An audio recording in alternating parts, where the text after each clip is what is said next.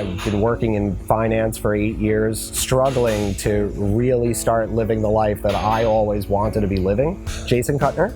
I'm from New York, New York. I don't have any facility to really dive into this stuff myself before I came here. That was really, the point of coming here, and to be specifically in a high performance setting or application. The syllabus, the curriculum that was outlined was very comprehensive, but what really makes that pop off the page are the people that, here's welding tools, might not get anywhere if you don't have some of these guys really helping guide you, holding your hand, walking you through the process.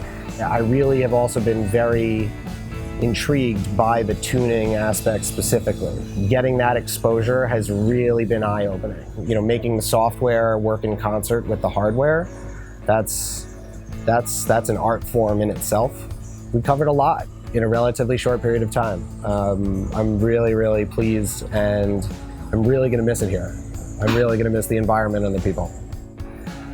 You get one life. Make sure you're doing something you're passionate about.